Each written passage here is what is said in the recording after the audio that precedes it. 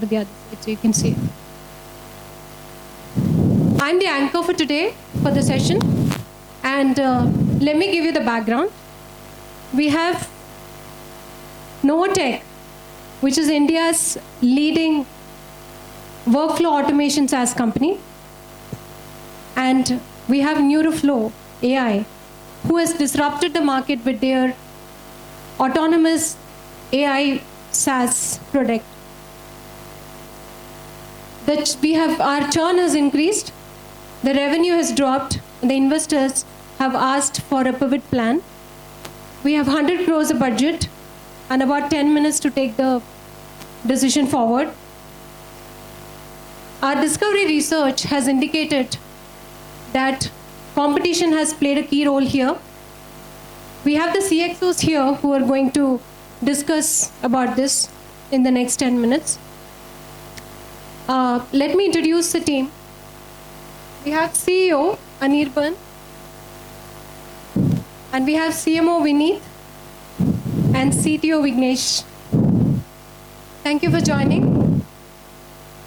End of the session, we also have an audience poll, so please keep your phones ready to scan and sort of tell us what decision you would have taken in a situation like this. We'll get started. So guys, you are aware of the problem that we are facing from the new launch of our competitor. And basically we are under heat from both our customers as well as our investors. So we need to send out a very strong counter message from our side. That's why this meeting, in 10 minutes we meet the board of investors, and we have to take a decision based on that to communicate there. So basically my instinct is to go for a quick acquisition of a suitable AI startup, because that gives us several advantages. First of all, being that we get a immediate ready-made product, and we win several of the important factors, that time-related factors with that the immediate launch, the steady resource pool, and all these competence related gaps are bridged instantly. Then the time to market, the second point, that reduces instantly. And third is we are able to achieve differentiation, customer differentiation, with the ready-made AI IPRs and ready-made models that we gain with that sort of a acquisition. Now, there will be some apprehensions as to the AI market may be overpriced, and something can go wrong with the acquisition. Time could be longer, but we will have to navigate our way through these challenges. That's my belief. And it will also, if it is successfully done, send a very positive signal to the share market and to the investors. That's my belief. But having said that, I would like to hear from marketing and tech on what are your views on managing the churn that is resulting, as well as our long-term plan for build. Anirban, these are challenging times, but we all know that challenges do open channels as well. What I have done, I have structured my thoughts into three broad categories. Number one is relevance reboot, or a kind of relevance reset. Number two is reassurance. And number three is reinvention. I'll quickly just brief you on what are my thoughts on these three heads. First is that relevance reset that we need to do. We have seen the perception has overshadowed the performance. What it typically does is that here we have taken a little diagnostic approach. We have dug deep into the data. Our churn has doubled. Plus also our revenue are declining. Most importantly, what we have seen is our sentiment index is falling faster than the revenue, and that's very, very alarming. If you see, when the sentiment index drops down, it signals a very important thing, that the perception performance gap is there. And in this scenario, it's a classic example of perception performance gap. And in this kind of situations, what happens typically is your emotional defecation happens more than your financial defections. Now, one thing is what I want to do is that we have to change the narrative completely here. We need to go ahead and tell a new story to the entire market, to the investors, to our customers. And to do that, we have to reassure our existing customers. So now that brings to my second point, that is reassure. Reassure is to defend trust before transactions. Of course, transactions will happen, but we need to defend the trust before that. And that's what I'm going to talk about under reassurance. Now, reassurance are all the three sets of our customers, which is our enterprise level customers, our SMBs, and plus our partner ecosystem. So for our enterprise clients, what I propose is that, we in fact, for all the three, I propose that we launch a AI readiness program.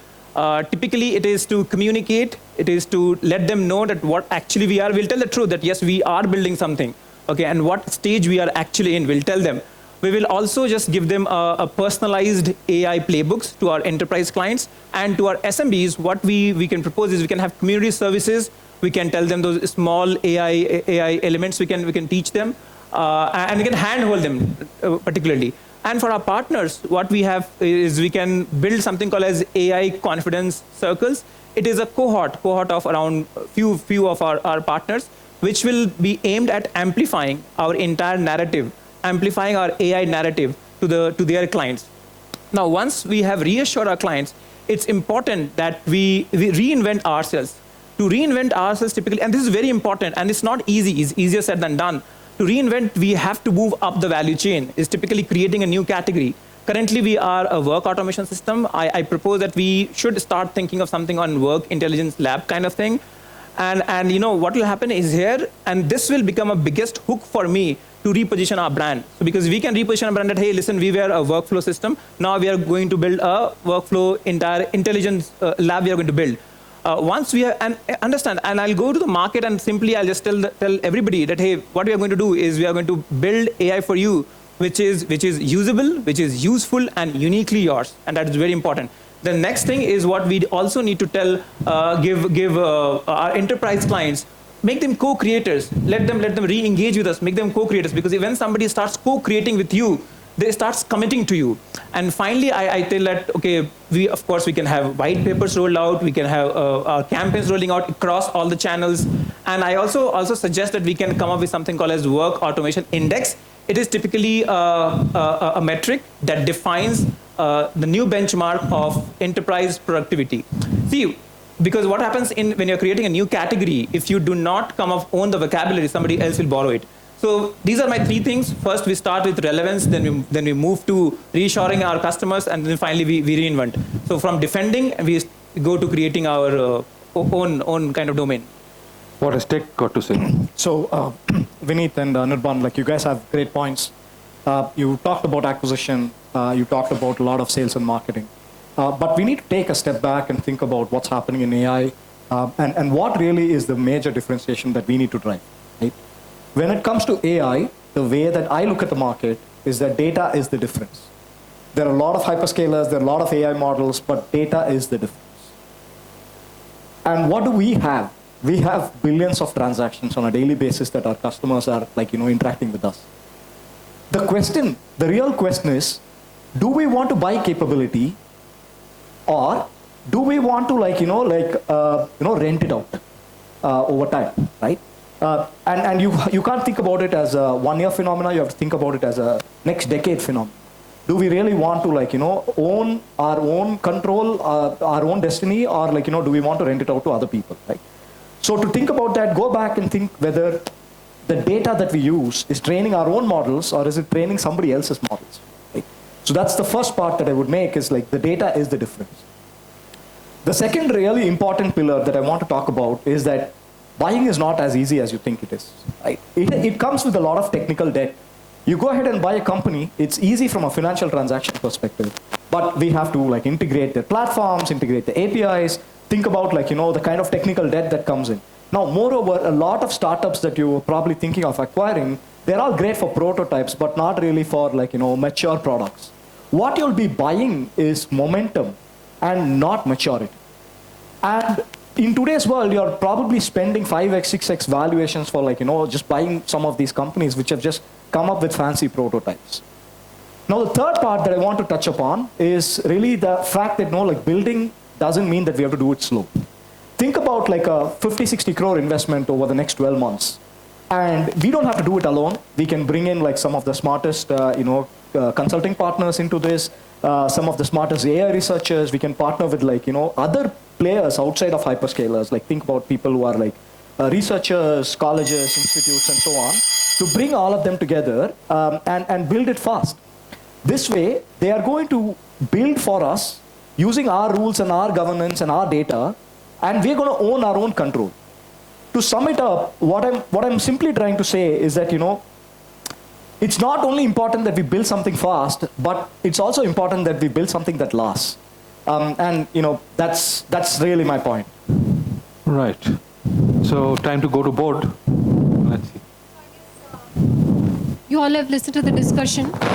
So we've had a couple of interesting points that came in. Some said, let's partner, or let's also defend through communication strategy. Let's have an intelligence layer and so on. So we have 100 crores. We got to defend, we got to diversify, we got to disrupt. What is it that we can do? Where do we invest? How much? That's a decision that we would like to also hear from you. So we'll open the audience poll. If you could please scan this, we'll be able to see what decision you take. And we'll also throw it up here. Yeah. You're requested to kindly scan the and vote in the poll.